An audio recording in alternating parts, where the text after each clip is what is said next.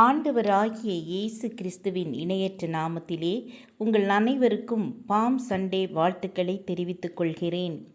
இன்றைய தினம் நாம் தியானிக்க இருக்கிற வசனம் மத்தேயு எழுதின சுவிசேஷம் 21ஆம் அதிகாரம் 4-5 வசனங்கள்.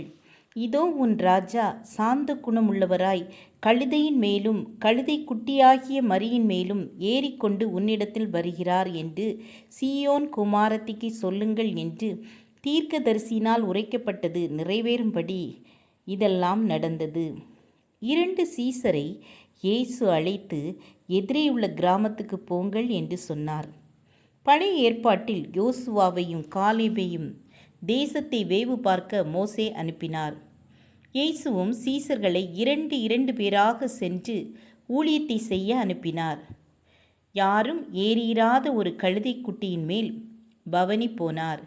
எப்படி கழுதைக்குட்டி அவிழ்க்கப்பட்டதோ அதுபோல நாமும் பாவக்கட்டுகளிலிருந்து அவிழ்க்கப்பட வேண்டும்.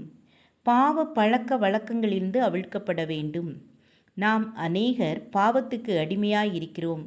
அதிலிருந்து மீட்பை பெற வேண்டும். 2வதாக அவிழ்க்கப்பட்ட கழுதை இயேசுவிடம் கொண்டு வரப்பட்டது. அதுபோல நாமும் பாவத்திலிருந்து விடுதலையாக்கப்பட்டு அவரால் பயன்படுத்தப்பட வேண்டும். அநேகரை நாம் கிறிஸ்துவுக்கு நேராய் வழிநடத்த வேண்டும். 3வதாக கழுதை குட்டியின் மேல் ஏறி பவனி சென்றார். நாமும் கழுதை குட்டியை போல இயேசுவால் பயன்படுத்தப்பட வேண்டும். அப்பொழுது அந்த கழுதைக்கு கிடைத்த ஒரு மகிமை நமக்கும் கிடைக்கும். ஆம் என அன்பானவர்களே, முதலாவது நாமும் பாவ கட்டுகளிலிருந்து விடுதலை பெற வேண்டும். 2வது நாம் பாவத்திலிருந்து விடுதலை பெற்று இயேசுவால் பயன்படுத்தப்பட வேண்டும்.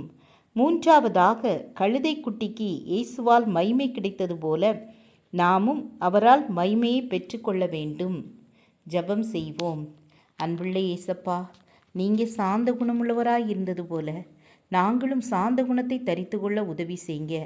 உம்முடைய சுவிசேஷத்தை பிறருக்கு எடுத்து சொல்ல கிருபை தாருங்க. இயேசுவின் நாமத்தில் பிதாவே, ஆமேன் ஆமேன். God bless you.